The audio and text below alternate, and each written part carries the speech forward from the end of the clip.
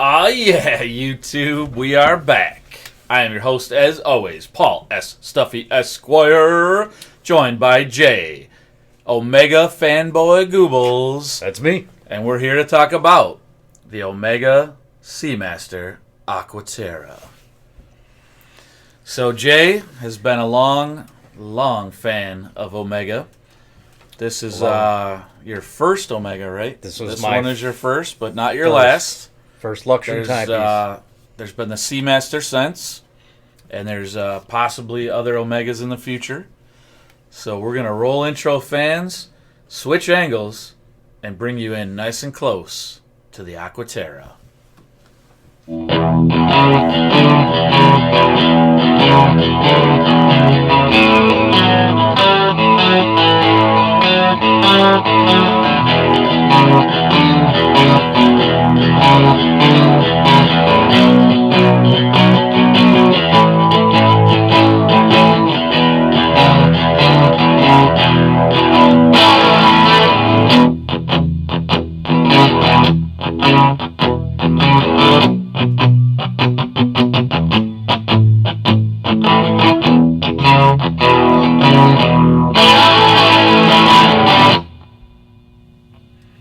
That was the one, man.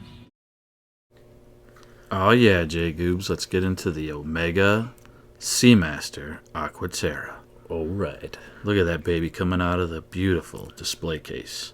It is a beautiful display case. Yeah, I have to admit, Omega really puts a lot into the packaging, the display case. Did you keep it in that, or the box? No, I had it mostly on my watch winder. Oh, that's right. I forgot you have a dual bay Wolf watch winder. Yeah, but I mean that is an awesome place to keep it. Such a great, beautiful display box. Beautiful dial. Now it's looking very blue, but we're actually a gray dial, correct? I don't know. I think What do they call it? I think they call it a slate blue. Slate blue? Okay, because I'm definitely seeing blue hues, Well, and I love how it plays off the blue second hand. Well, you definitely have the blue second hand, and like some of the markers there actually is a few markers at 12.6. There's the hour at 12.6 and 3. I think there's blue touches to it. Now, is this in-house movement, I assume, like most Omega? Yes, it's their number one in-house movement. If you ask me, the 8900 caliber, 60 hours of power reserve, 15,000 Gauss anti-magnetic. Now, I want to talk about that for a minute, because I've always wanted a Rolex Milgauss, but I believe this actually has better anti-magnetic protection than the watch by Rolex that's supposed to be just for anti-magnetic. I believe they're only, 10,000 Gauss or less? I think it's like 1,000. It's literally, Wow. I think, 15,000 more. Now, is that because of the escapement that makes theirs more anti-magnetic? I believe they're using Is it silicone? Silicone. Yeah. That's part of it. There's a lot of different things that I don't know the science behind, but Yeah, we're just fans. We don't need to know the science. all I know is you can almost take this thing in an MRI machine and it wouldn't mess it up. Oh, yeah. Go in there, get a little CAT scan action, wear your Omega so you can time it. Now, those center links, I think, have always bothered you, right? The polished all the way down. Yeah, unfortunately. Just because we're both anal when it comes to keeping our watches and our stuff super clean. Yeah, if I had one gripe, I really wish they would have just made the whole bracelet, even the center links, just brushed.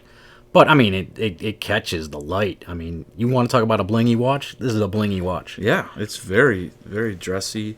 And it's funny that it's a Seamaster. I wouldn't consider this, a typical Seamaster, but we still have decent water resistance. Yeah, 150 meters, Yeah. screw-down crown. I mean, it's basically a dive dress watch. Yeah, it really pretty much can do anything you can ask it. Now, what are we looking at?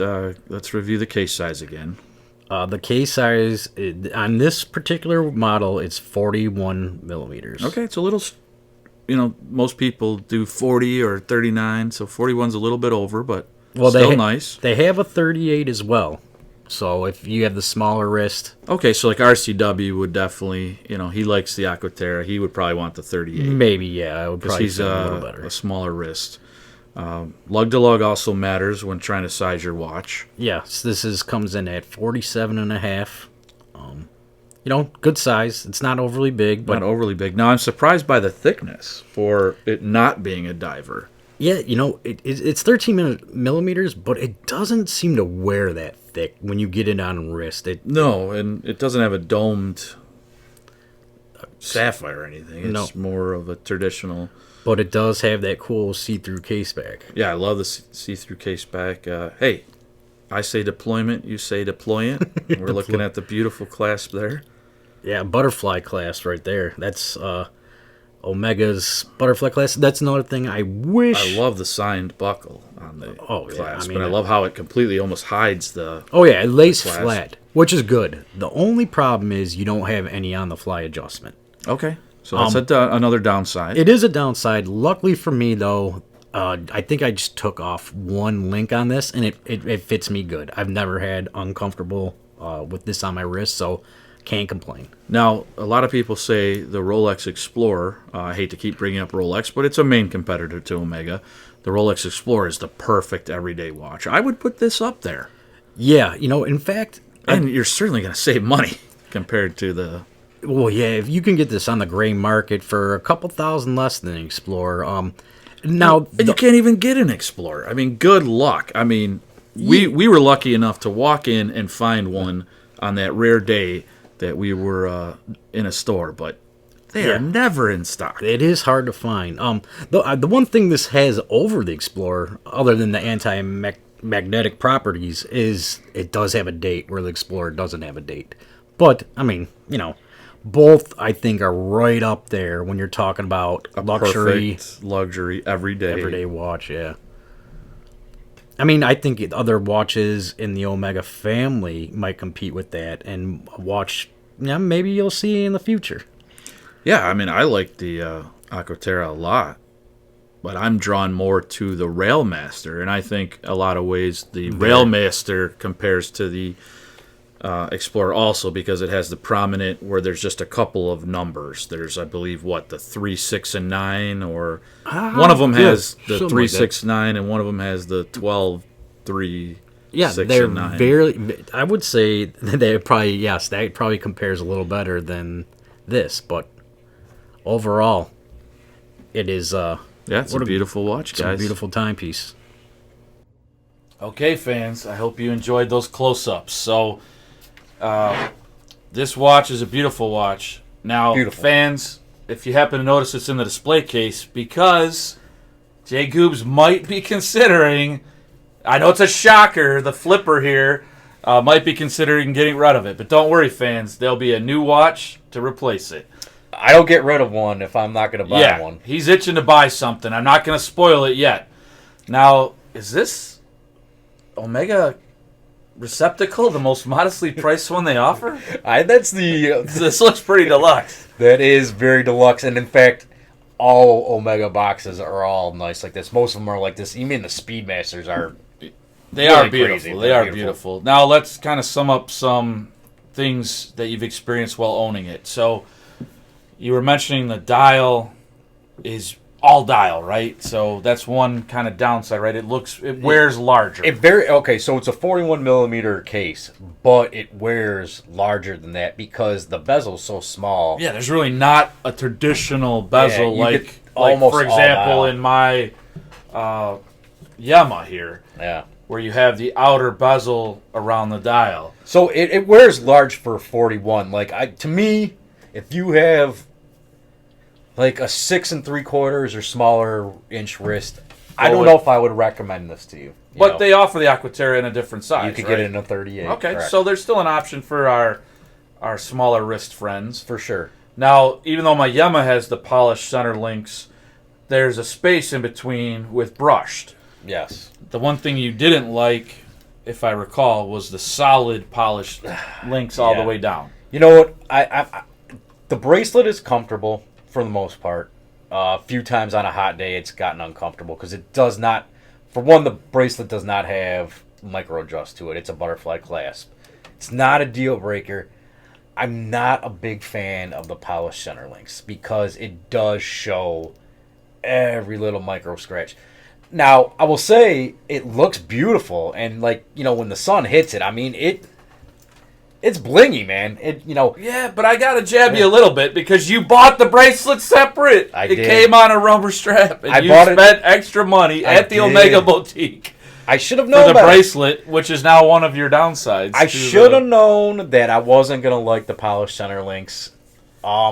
Now, why is that? Because you've learned from past watches. Yeah, that's One of your other flips. I don't feel like I have OCD, but for some reason I do when it comes to scratches on my watches. And Yeah, well, you're a watch guy. the polished center links do show a lot of scratches. So, fans, he sold another Christopher Ward. So, if you're a fan of our channel, you've seen the other Christopher Ward video we did. But he had one previously that we never filmed that he got rid of because it was too large. It was a 43, and it had polished center links. So, you'd think he'd learn.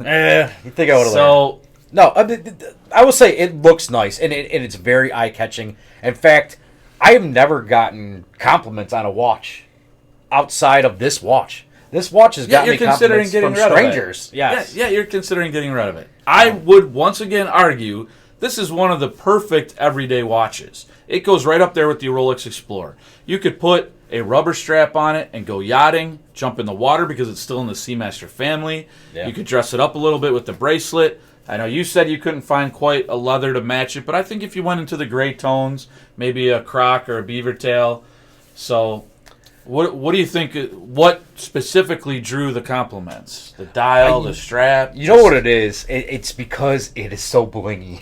I think that's exactly why. Okay, so it's a little showy, a little blingy. It's a very showy watch, and it catches light like crazy, and which makes it really cool. But sometimes you want to be a little under the radar. But overall, awesome watch. I've known this critter for a long time, so I have a feeling we're saying goodbye to it.